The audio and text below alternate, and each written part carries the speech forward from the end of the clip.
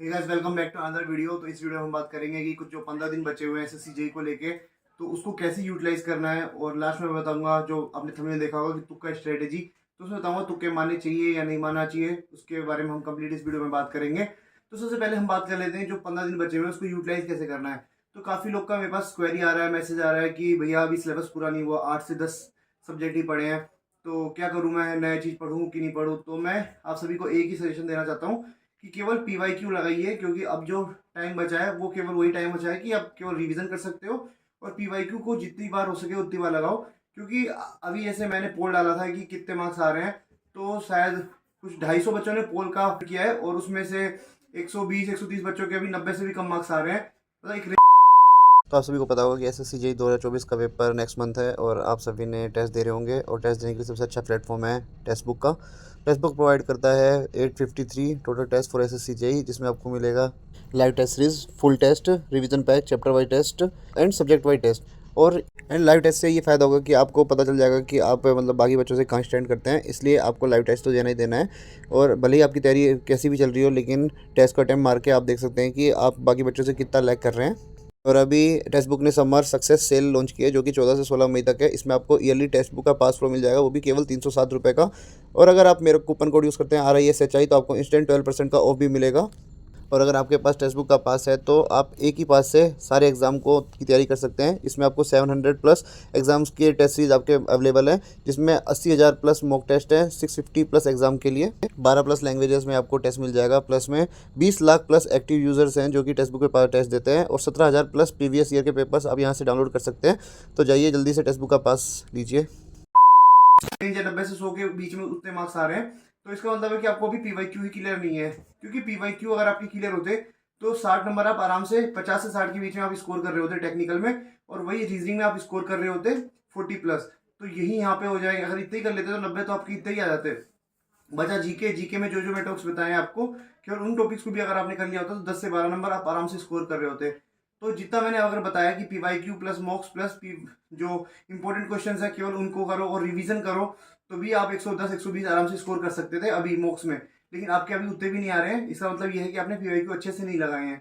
तो बच्चे जो 15 दिन है, मैं आपको एक ही सजेशन देना चाहता हूँ कि जाइए बस पीवाईक्यू कम से कम 2 या 3 बार लगाइए, और जो सब्जेक्ट नहीं पढ़ा है उसको छोड़ दीजिए। क्योंकि जो पीवाईक्यू का रोल होता है ना, वो 60% 70% तक भी आ जाता है। कई बार रिपीटेड क्वेश्चन आते हैं, तो आपको क्या करना है, उनको घोट जाना है। ये तो बात हो गई टेक्निकल की। उसके बाद रीजनिंग में अगर आप अभी भी स्कोर नहीं कर पा रहे हैं, 35 38 40 के बीच में रह रहे हैं, तो डेली 2 घंटे रीजनिंग को टाइम दीजिए। उससे क्या होगा कि आपका जो स्कोर है वो बूस्ट होगा। क्योंकि एकदम से आप टेक्निकल में मार्क्स ज्यादा नहीं ला पाएंगे, इसलिए हमें थोड़ा थोड़ा तीनों जगह से स्कोर करना पड़ेगा। तो रीजनिंग में टारगेट करिए कि 45 तो आपको लेके ही आने हैं। और अगर आपने डेली 2 घंटा 1.5 घंटा अगर आपने रीजनिंग को दिया, जाके पहले इलेक्ट्रिकल के, मैकेनिकल के, सिविल के जितने भी पीवाईक्यूज हैं रीजनिंग के, केवल उनको अटेम्प्ट मारिए। वो अगर हो जाए तो पार्ट टेस्ट दीजिए। ये सब हो जाएगा तो आप देखना कि आपका जो स्कोर है वो 45 प्लस आराम से आ जाएगा। बचा जो बात है वो जीके का।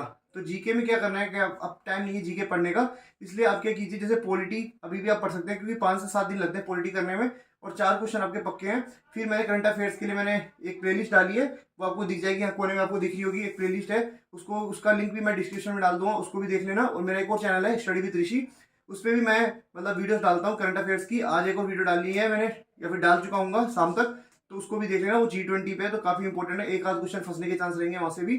तो करंट अफेयर से 1-2 क्वेश्चन भी अगर आपने कर दिए तो वो बोनस क्वेश्चन होंगे, क्योंकि करंट अफेयर से 7 से 10 क्वेश्चन भी आते हैं। और अगर 5-6 हो गए आपसे क्वेश्चन, तो आपका स्कोर काफी बूस्ट हो जाएगा। उसके बाद मैंने बायो में कुछ कुछ टॉपिक्स बताए, जैसे डिसीज हो गया, विटामिन हो गया, इनसे हर बार क्वेश्चन आते ही आते हैं, तो इनको भी आप पढ़ लीजिएगा। ज्योग्राफी में भी मैंने कुछ कुछ टॉपिक्स बताए हैं, जैसे वाइल्ड लाइफ सेंचुरी हो गई, या फिर रिवर्स हो गया, ट्रिब्यूटरीज हो गई, इनको हर बार पूछता है। डैम्स हो गए, इनको पूछता ही पूछा है एसएससी जेईई। तो ये सब हो गया। अब बात करते हैं तुक्का।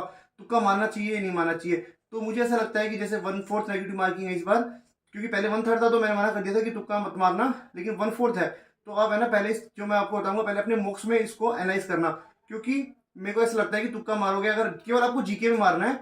ये नहीं कि साला 200 के 200 पेपर में मार दिए, ऐसा नहीं करना है आपको। केवल आपको जीके में ये ट्राई करना है। मान लो बेसिकली जैसे 50 क्वेश्चन आते हैं, 20-25 एवरेज एक बच्चा करता है वो क्वेश्चन। तो मान लो 20 में से 25 क्वेश्चन अटेम्प्ट मारा, तो 20 आपके सही हैं। तो मान लो कि 17-18 नंबर आपने यहाँ पे अपने मिल गए आपको। लेकिन जो 30 क्वेश्चन जो आपको छोड़ोगे, 25 से 30 क्वेश्चन छोड़ोगे, उनको आप एक बार तुक्का मार देना। अगर आपने 50 के 50 तुक्के मारे और 10 सही है आपके, और 40 गलत है तब आपको 0 मिलता है। तो मैं ऐसे कहूँगा कि छोड़ने से अच्छा है कि आपको है ना एक बार उसको अटेम्प्ट मार लेना है, क्योंकि मान लो आपने 20 क्वेश्चन आपको आते थे, 30 आपको नहीं आते थे, तो 23 क्वेश्चन अगर आपके गलत है और 7 सही है तब भी आप फायदे में हो। तो इससे अच्छा है कि छोड़ने से अच्छा है कि आप उन क्वेश्चन को अटेम्प्ट मारिए। मैं ये नहीं कह रहा कि डायरेक्ट पेपर में आप अप्लाई करिए ही करिए इस चीज़ को, लेकिन पहले एक बार मॉक्स में 5-6 मॉक्स दीजिए, 7 मॉक्स दीजिए और इस चीज़ को अप्लाई करके देखिए। अगर आपके मार्क्स बढ़ रहे हैं तो बेझिझक आप उसको पेपर में अप्लाई करके देख लेना, और अगर आपके मार्क्स घट रहे हैं तो मेन पेपर में आप चीज़ को अप्लाई मत करना, क्योंकि छोड़ने से वैसे भी अच्छा है कि आप कुछ अटेम्प्ट मारो। मान लो बाई चांस आपका 1 या 2 नंबर से कट ऑफ रह जाए, फिर आप बाद में अफसोस करोगे कि भाई तुक्का मार देना चाहिए था। इसलिए इस चीज़ से बचने के लिए मैं आपको बोल रहा हूँ कि क्वेश्चन को छोड़ने से अच्छा है कि आप उनको अटेम्प्ट मार लेना।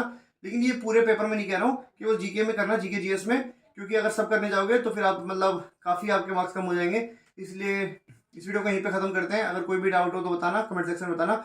और मैंने एक टेलीग्राम चैनल बनाया है SSC जेई नोट्स नाम से, उसका भी लिंक मैं नीचे डिस्क्रिप्शन में डाल दूंगा। उसमें केवल PDF डाली हुई है, क्योंकि कई बच्चे कहते हैं कि नोट्स नहीं मिल रहे हैं, इसलिए जाके सीधा उसमें नोट्स ही नोट्स है, वहाँ से जाके डाउनलोड कर लेना। और स्टडी विद ऋषि चैनल पे शाम को G20 वाली वीडियो भी डल जाएगी, उसको भी जाके देख लेना। Thank you, good bye, good night.